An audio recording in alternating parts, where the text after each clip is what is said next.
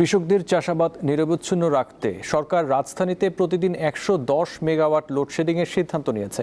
কিছু কিছু অঞ্চলে নিরবচ্ছিন্ন বিদ্যুৎ থাকলেও এখনও সারা দেশের প্রভাব পড়েনি। বিশেষজ্ঞরা বলছেন এই সিদ্ধান্তে দেশের কৃষি অর্থনীতি ঘুরে দাঁড়াবে। আমি খেতে পানি পৌঁছতে পারিনি, ড্রেনেজে পর্যন্ত যাই পর্যন্তই কারেন্ট থাকে না, চুষে খাই হেলাই দেয়।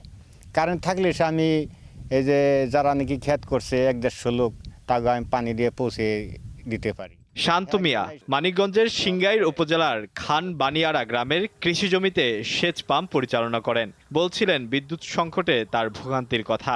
সরকার কৃষকদের কথা বিবেচনা করে গ্রাম অঞ্চলে লোডশেডিং কমানোর সিদ্ধান্ত নিয়েছে, কিন্তু এই অঞ্চলে এসে আমরা দেখলাম যে লোডশেডিং তো কমেইনি, বিদ্যুৎ খুবই কম থাকছে।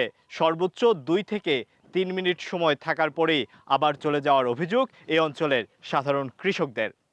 শান্ত মিয়ার সাথে কথা বলার সময় এগিয়ে আসেন কিছু কৃষক। পানি সংকটে ফসলি জমিতে কাজ করতে না পারার কথা জানান তারাও। বিদ্যুৎ মনে করেন 5 মিনিট, কোনো সময় 5 মিনিট থাকে, কোনো সময় থাকে না। দিনে দিন চলে যেতেছে, আবার একটু দিলিক দিল, আবার আসলো, আবার যাইতেছে, এরকম কয়েক মিনিট পর পরই চলে যায়। বহু সমস্যা বুঝছেন, ক্ষেত খোলার বেশি সমস্যা। আমাদের বিদ্যুতের সমস্যাই বেশি বুঝছেন, এই পানি দিতে পারে না, এই যে কৃষকদের ধান মান নষ্ট হয়ে যাইতেছে।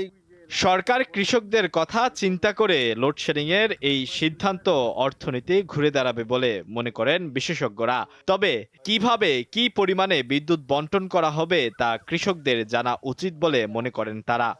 গ্রামাঞ্চলে যদি লোডশেডিং কিছুটা পরিমাণও বন্ধ করা যায় এবং গ্রামাঞ্চলে যদি ঠিকভাবে এটা বিদ্যুৎ দেয়াটা চালু করা যায়, তাহলে গ্রামের অর্থনীতি অনেক ভালোভাবে ঘুরে দাঁড়াবে। গ্রামে বিদ্যুৎ এবং জ্বালানি সংকট আছে, আপনারা জানেন।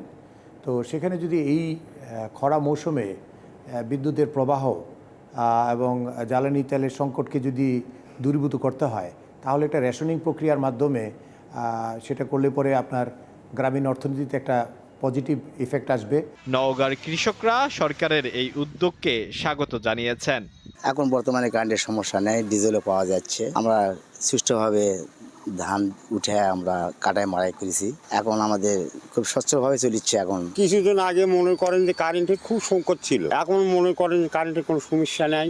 আবার আল্লাহ রহমে এখন ধান পান আল্লাহ যেটাই দিছে, খুব শান্তিভাবে আমার এখানে থেকে উঠতেছে। সরকারের সিদ্ধান্তে এখন পর্যন্ত সারা দেশে সুফল না আসলেও কিছু কিছু অঞ্চল সুফল পাচ্ছে। আলোয়ান খান, দীপ্ত সংবাদ, ঢাকা।